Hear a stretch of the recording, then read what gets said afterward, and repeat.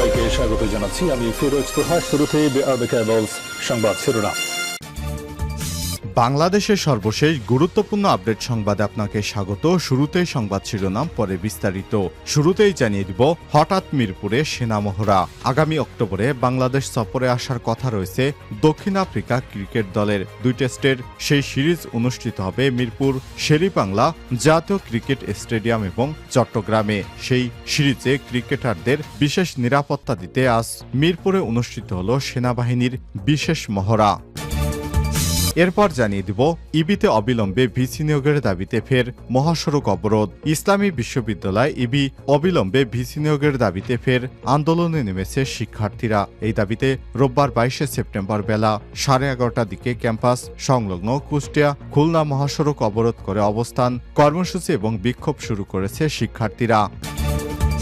এদিকে আমি বলেছিলাম শামীম ওসমান আবারও বোরকা পরে পালাবেন। নারায়ণগঞ্জ 4 আসনের সাবেক সংসদ সদস্য শামীম ওসমানকে গডফাদার হিসেবে আখ্যায়িত করে নারায়ণগঞ্জ জেলা বিএনপির সভাপতি এবং সাবেক সংসদ সদস্য বীর মুক্তিযোদ্ধা মোহাম্মদ গিয়াসউদ্দিন বলেছেন, 2001 সালে কর্মীদের রেখে রাতের আধারে বোরকা পরে পালিয়েছিলেন শামীম ওসমান। ফিরে এসে সিংহের মতো গর্জন দিয়ে মানুষকে ভয় দেখিয়ে সন্ত্রাসী চাঁদাবাজি রামরাজত্ব কায়েম করেছিলেন। এবার শেখ হাসিনা পালিয়ে যাবার পর শামীম ওসমান আবারও বোরকা পরে পালিয়ে গেছে। এবারে জানাবো, ঢাবি এবং জাবিতে পিটে হত্যার ঘটনায় বিবৃতি দিল ছাত্রলীগের সভাপতি সাদ্দাম এবং ছাত্রলীগের সাধারণ সম্পাদক শেখ ওয়ালি আসিফ ইনান। এদিকে হার্ট অ্যাটাক করেছেন নাগরিক ঐক্যের সভাপতি মাহমুদুর রহমান মান্না, আছেন হাসপাতালে। এবং সর্বশেষ জানিয়ে দিব, ভারতে ইলিশ রপ্তানির কারণ জানালেন উপদেষ্টা। ভারতের বিশেষ অনুরোধে দুর্গাপূজা উপলক্ষে বাণিজ্য মন্ত্রণালয় ইলিশ রপ্তানির অনুমতি দিয়েছে বলে জানিয়েছেন মৎস্য এবং প্রাণী সম্পদ মন্ত্রণালয়ের উপদেষ্টা ফরিদা আক্তার। রোববার 22 সেপ্টেম্বর এক সংবাদ বিজ্ঞপ্তিতে বিষয়টি নিশ্চিত করেছেন তিনি। প্রিয় দর্শক, এতক্ষণ শুনছিলেন সংবাদ শিরোনাম, এবারে বিস্তারিত। তবে তার আগে বন্ধুরা, অনুরোধ থাকবে এই সংবাদটিতে একটি লাইক দিন। এই চ্যানেলে আপনি নতুন হয়ে থাকলে আমাদের সংবাদটি দেখতে দেখতে চ্যানেলটি সাবস্ক্রাইব করে রাখুন। কমেন্ট করে আপনার মূল্যবান মতামত জানিয়ে দিন বন্ধুরা, আপনি বিশ্বের কোন দেশ থেকে বা বাংলাদেশের কোন স্থান থেকে আমাদের সংবাদটি দেখছেন এবং শুনছেন। এবারে বিস্তারিত। হঠাৎ মিরপুরে সেনা মহড়া। আগামী অক্টোবরে বাংলাদেশ সফরে আসার কথা রয়েছে দক্ষিণ আফ্রিকা ক্রিকেট দল। 2 টেস্টের সেই সিরিজ অনুষ্ঠিত হবে মিরপুর শেরেবাংলা জাতীয় ক্রিকেট স্টেডিয়াম এবং চট্টগ্রামে। সেই সিরিজের ক্রিকেটারদের বিশেষ নিরাপত্তা দিতে রোববার সেনা মহড়া দিয়েছে সেনাবাহিনীর একটি দল। মহড়া উপলক্ষে মিরপুরে সেনাবাহিনীর সশস্ত্র মহড়া দিয়েছেন এবং আকাশে হেলিকপ্টারও উড়িয়েছেন। মোটামুটি যুদ্ধের আবহ নিয়ে মিরপুরে মহড়া দিয়েছে বাংলাদেশ সেনাবাহিনী। মূলত অক্টোবরের মাঝামাঝি পটিয়াদের বাংলাদেশ সফরের নিরাপত্তা প্রদান নিয়েই এই আয়োজন।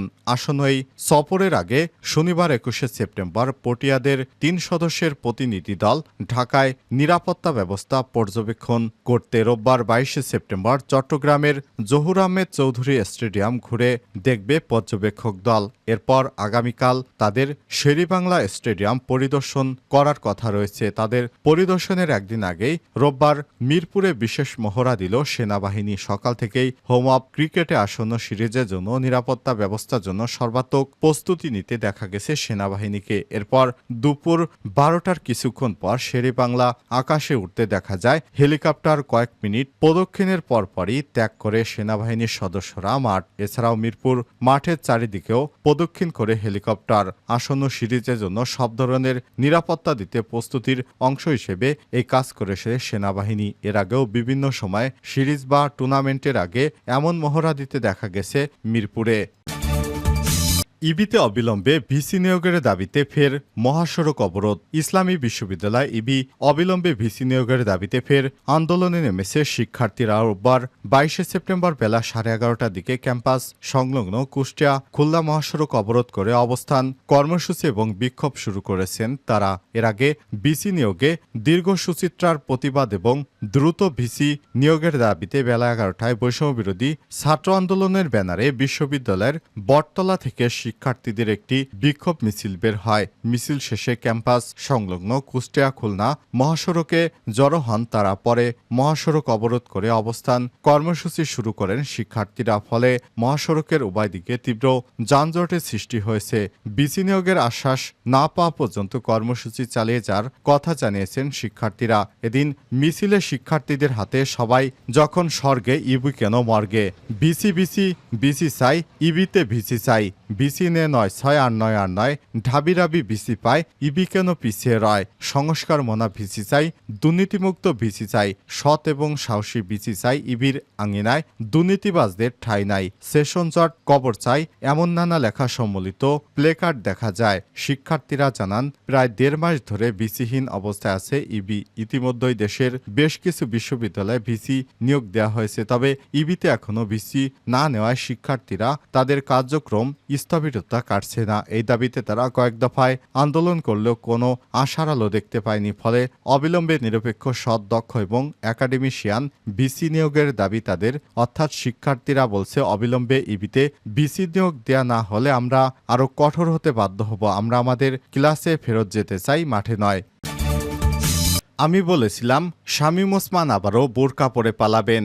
নারায়ণগঞ্জ ৪ আসনের সাবেক সংসদ সদস্য শামীম ওসমানকে গডফাদার হিসেবে আখ্যায়িত করে নারায়ণগঞ্জ জেলা বিএনপির সভাপতি এবং সাবেক সংসদ সদস্য বীর মুক্তিযোদ্ধা মোহাম্মদ গিয়াসউদ্দিন বলেছেন, ২০০১ সালে কর্মীদের রেখে রাতের আধারে বোরকা পরে পালিয়েছিলেন শামীম ওসমান। ফিরে এসে সিংহের গর্জন দিয়ে মানুষকে ভয় দেখিয়ে সন্ত্রাস, চাঁদাবাজি ও রামরাজত্ব কায়েম করেছেন তিনি। ছাত্র যুবকদের হাতে অস্ত্র তুলে দিয়েছিলেন, বড় বড় কথা বলতেন, বিএনপিকে পিষে মারার হুমকি দিতেন। তখন আমি বলেছিলাম শামীম ওসমান আবারও বোরকা পরে পালাবেন। গডফাদার পালিয়েছে, তার কর্মী সমর্থকদের ফেলে রেখে ৫ই আগস্ট তিনি পালিয়ে গেছে। শনিবার ২২শে সেপ্টেম্বর বিকেলে নারায়ণগঞ্জের সিদ্ধিরগঞ্জ ৩ নং ওয়ার্ড বিএনপি আয়োজিত সন্ত্রাস, নৈরাজ্য, চাঁদাবাজির বিরুদ্ধে আয়োজিত সমাবেশে তিনি সব কথা বলেন। মোহাম্মদ গিয়াসউদ্দিন বলেন, স্বৈরশাসকের অন্যতম দোসর শামীম ওসমান হাজার হাজার কোটি টাকা লুটপাট করে বিদেশে পাচার করেছে। ১৬ বছর ফ্যাসিস্ট হাসিনা সরকারের ছত্রছায়ায় এই নারায়ণগঞ্জে জিম্মি করে রেখেছিল শামীম ওসমান। তিনি বলেন, স্বৈরাচার শেখ হাসিনা ক্ষমতায় টিকে থাকতে পুলিশদের নির্বিচারে গুলি চালিয়ে ছাত্র জনতার বুকের রক্ত ঝরেছে। এরপরও স্বৈরশাসকের শেষ রক্ষা হয়নি। ঐতিহাসিক ৫ই আগস্ট তিনি পালিয়ে গেলেন। তার সঙ্গে সঙ্গে তার দোসরেরাও আত্মগোপনে চলে গেছে। এ সময় তিনি আরো বলেন, অনেক ত্যাগের বিনিময়ে আন্দোলন সংগ্রামের ফসল ঘরে উঠেছে। স্বৈরশাসকদের দোসররা এই আন্দোলনকে প্রশ্নবিদ্ধ করার জন্য নানা রকম অপকৌশল চালাচ্ছে।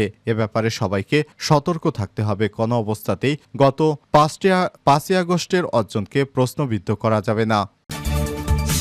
ঢাবি এবং জাবিতে পিটে হত্যা, বিবৃতি দিল ছাত্রলীগের সাদ্দাম এবং ইনান।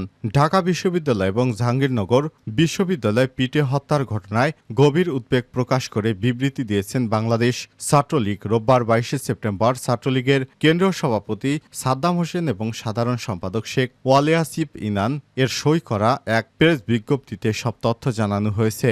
এতে বলা হয়েছে, সম্প্রতি ঢাকা বিশ্ববিদ্যালয়ে তোফাজ্জেল হোসেন, জাহাঙ্গীরনগর বিশ্ববিদ্যালয়ে শামীমুল্লাহ এবং রাজশাহী বিশ্ববিদ্যালয়ে আব্দুল্লাহ আল মাসুদ সহ দেশের বিভিন্ন প্রান্তে সংগঠিত বিচার বহির্ভূত হত্যাকাণ্ডের বিষয়ে গভীর উদ্বেগ প্রকাশ করেছে ছাত্রলীগ। নিরপেক্ষ তদন্ত সাপেক্ষে জড়িতদের বিরুদ্ধে যথাযথ পদক্ষেপ গ্রহণের জন্য প্রশাসন এবং আইনশৃঙ্খলা বাহিনীর প্রতি আহ্বান জানিয়েছে ছাত্রলীগ। এছাড়াও বিচার বহির্ভূত হত্যাকাণ্ড বন্ধ এবং নিরাপদ ক্যাম্পাসের দাবিও জানায় সংগঠনটি। উল্লেখ্য, গত বুধবার ১৮ই সেপ্টেম্বর ঢাকা বিশ্ববিদ্যালয়ের ঢাবি এবং জাহাঙ্গীরনগর বিশ্ববিদ্যালয়ের জাবি দুইজনকে পিটে হত্যার ঘটনা ঘটেছে। বুধবার বিকেল থেকে রাতের মধ্যে এই দুই হত্যাকাণ্ডের ঘটনা ঘটে। এর মধ্যে জাবিতে নিহত শামীমুল্লাহ বিশ্ববিদ্যালয় শাখা ছাত্রলীগের সাবেক নেতা এবং ঢাবিতে নিহত তোফাজ্জেল হোসেন মানসিক ভারসাম্যহীন ব্যক্তি। এছাড়াও ৭ই সেপ্টেম্বর রাজশাহী বিশ্ববিদ্যালয় ছাত্রলীগের সাবেক নেতা আব্দুল্লাহ আল মাসুদকে পিটে হত্যার ঘটনা ঘটেছে। হার্ট অ্যাটাক করে হাসপাতালে মাহমুদুর রহমান মান্না। নাগরিক ঐক্যের সভাপতি মাহমুদুর রহমান মান্নাকে বঙ্গবন্ধু শেখ মুজিব মেডিকেল বিশ্ববিদ্যালয় হাসপাতালে ভর্তি করা হয়েছে। শনিবার ২১শে সেপ্টেম্বর গভীর রাতে তিনি অসুস্থ বোধ করায় তাকে হাসপাতালে নেওয়া হয়েছে বলে জানিয়েছে তার ব্যক্তিগত চিকিৎসক ডাক্তার শোয়েব মোহাম্মদ। এ সময় তিনি বলেন, মাহমুদুর রহমান মান্না হার্ট অ্যাটাক করেছেন।